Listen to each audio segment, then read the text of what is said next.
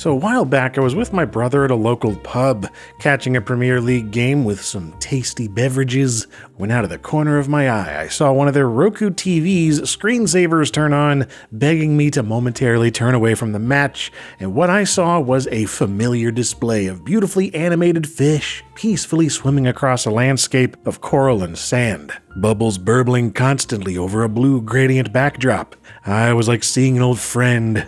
It was unmistakably the Serene Screen Marine Aquarium screensaver, often known simply as Marine Aquarium. One of the world's most popular screensavers ever, with over 20 million confirmed downloads, tons of copies sold at retail, and countless versions pre-installed on PCs, with the Windows XP Plus Pack and Media Center Edition, and all kinds of random places ever since, just pre-installed and running on all kinds of computers. And you never know when it'll show up in the background of random TV shows or whatever. It's just one of those things that was omnipresent. And I still continue to use it every so often as a display test. Pretty much anytime I get a new TV or monitor, I gotta plop the screensaver on there and see how it looks. At least the newer version of it. And there are so many different versions of the Serene Screen Aquarium, but we'll get to that. For now, we've got to start at the starting point, and that starts off with the original in 2000, created by Mr. Jim Sachs, who decided to make it in the first place as a response to the underwater screensaver, first introduced on the Windows 95 Plus Pack for kids, and then later included with all versions of Windows 98. As he stated many times in interviews, he was disappointed in how basic it was. Apparently, it bothered him for years, to the point where he just had to do something about it, as he described in this episode of Matt Chat with Matt Barton. Microsoft had an aquarium that they gave away with Windows, where it was just bitmaps of fish being dragged across the screen. And they had that for like 3 or 4 years. And I thought, okay, I've given them enough time. I'm taking them to market. I'm going to do something that will just blow that away. And Jim Sachs had good reason to think he could do better. In case you're not aware, he was Jim effin' Sachs. The guy flew C-141 Starlifters in the Air Force for half a dozen years. So it was clear early on the man was built from different stuff, with his start in computers going back to the 1980s, where he was creating Commodore 64 games in 6502 machine language, such as Saucer Attack, a very visually interesting C64 game, apparently the first game he ever wrote, and sold it via mail order. And once the Commodore Amiga 1000 came out in 1985, it wasn't long before he got into that system and extended his clear graphical artistic talent, using early drawing programs to create beautiful pixel art, soon being hired by the one and only Cinemaware, and then working on Defender of the Crown as art director and doing a lot of the graphics for that. That's a heck of a way to start your professional game dev career. It is legendary to this day for its beautiful pixel art graphics. Then after that, he just kept on doing graphics for things like Ports of Call, Who Framed Roger Rabbit, Centurion, Defender of Rome by Electronic Arts, and a number of other things, and all along the way, he was still releasing different pixel art graphical works for his own amusement, I guess, but also as commissions for different products. Like eventually he did the user interface and internal graphics for the Commodore CD-TV system, and multiple screens and graphics for the famous Amiga 500 demo, like the video camera and the trumpet and the jet coming out of the screen as just classic images if you're into the Amiga scene at all.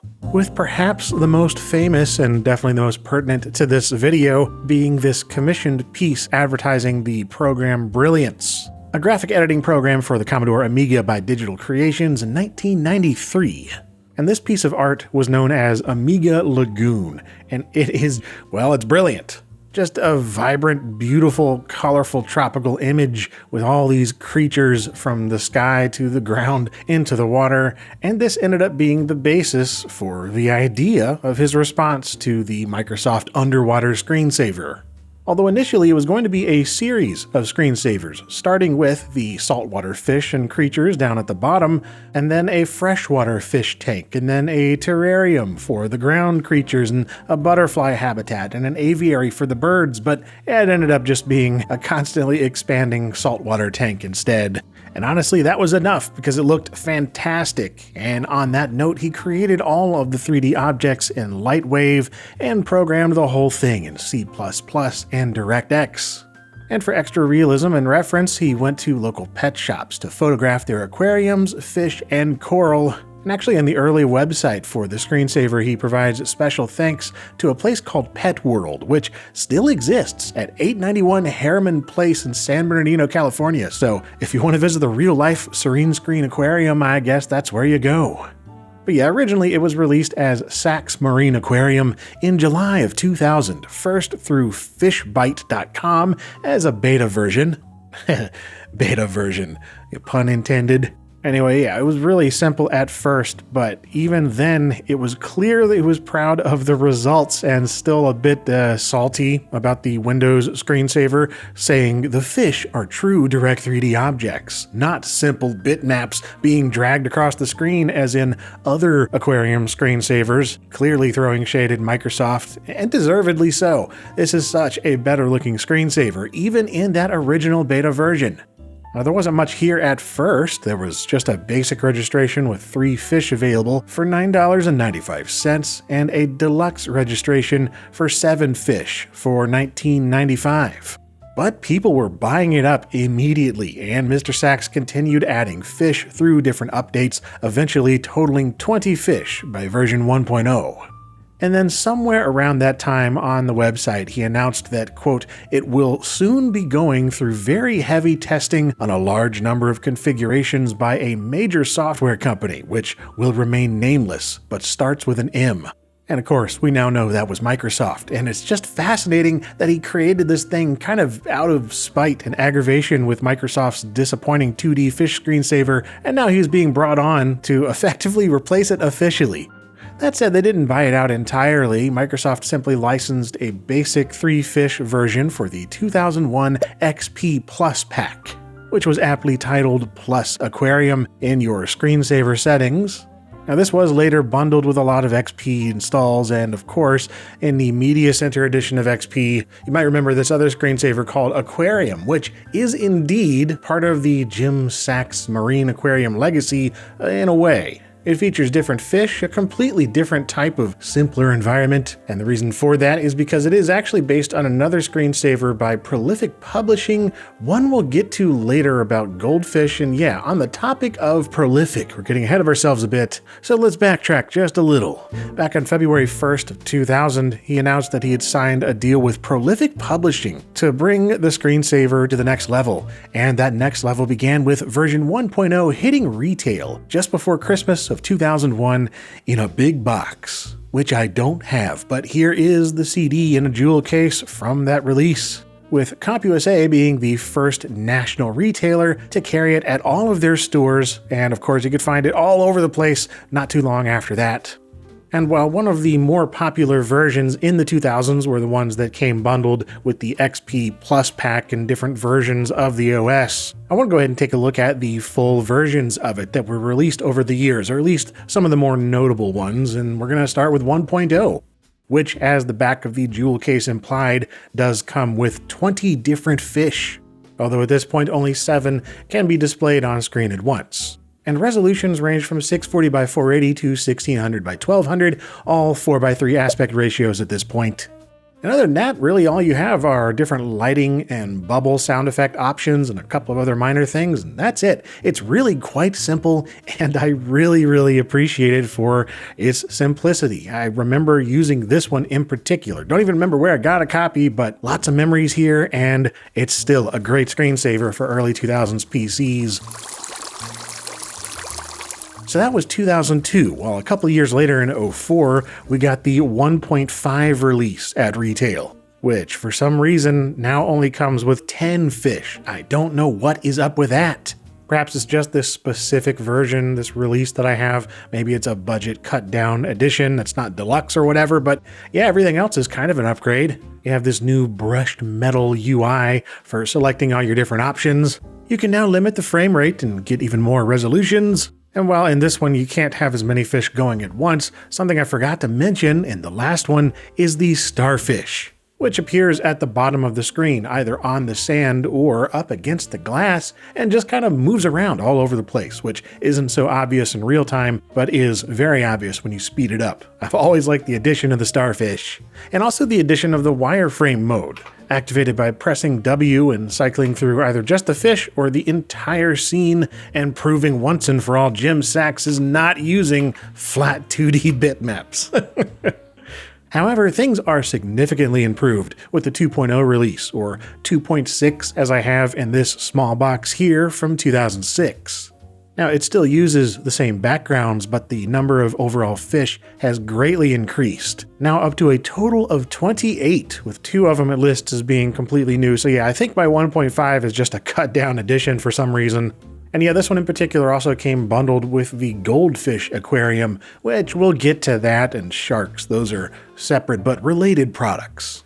Once you start configuring the thing, it looks very similar to the 1.5 release with the user interface, but it is again enhanced and added onto with a lot of good new stuff.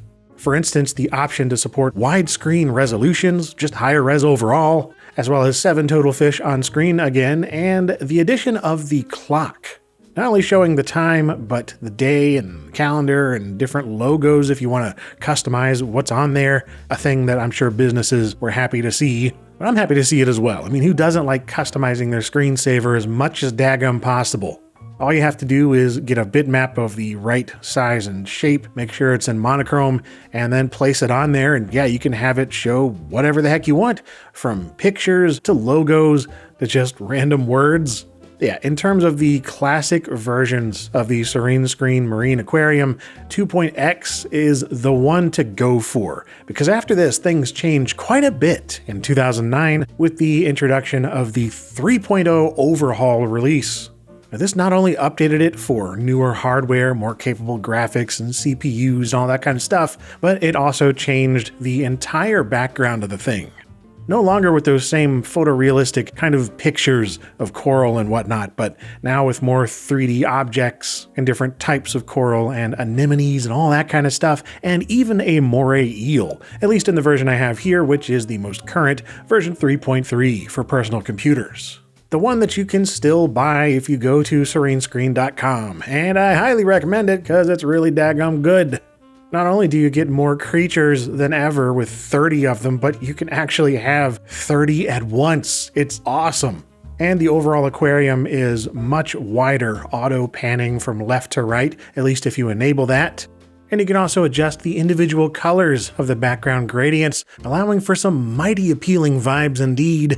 And it could even enable music in addition to the columns of bubbles. And yeah, just being completely rewritten from the ground up in full 3D, it takes advantage of all kinds of displays and aspect ratios and higher refresh rates. And it's just a wonderful thing to behold on the right hardware. Actually, just all hardware. Honestly, I really love this version of it, even though you lose that classic old school background, which I still am really fond of.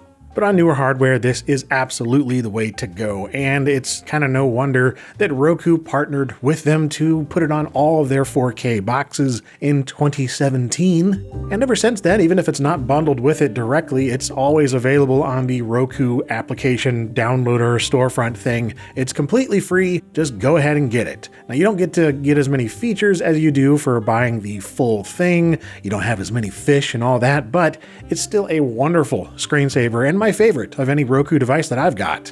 There are also versions of it for mobile devices, iOS and Android arriving sometime in the 20-teens, and it still looks and performs fantastically on every system I've tried it on, leading me to believe that it's still popular enough and making enough cash that it makes sense to continue updating the thing and releasing new editions. And of course, you can see some evidence of that on the long-standing Inside Serene Screen fan website and forum at feldencentral.com, and you even get updates from Mr. Sachs himself on occasion.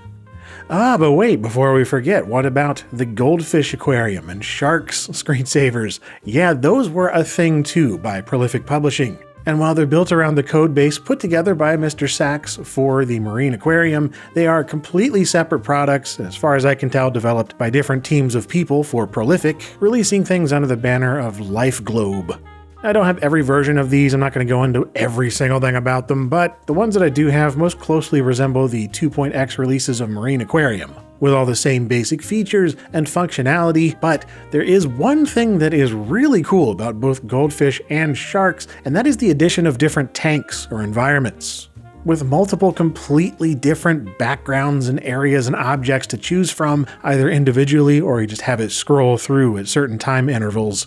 Something that really does a lot for keeping it fresh, so to speak. It really scales things up in terms of visual variety, and it's something that I really wish that Marine Aquarium had. Just being able to choose completely different backgrounds or perspectives, it would just be really cool to see in Marine Aquarium. But as far as I can tell, it is not available in any of the different versions, at least that I've come across. I don't know, just after so many years of seeing the exact same background in Marine Aquarium, it makes me want it.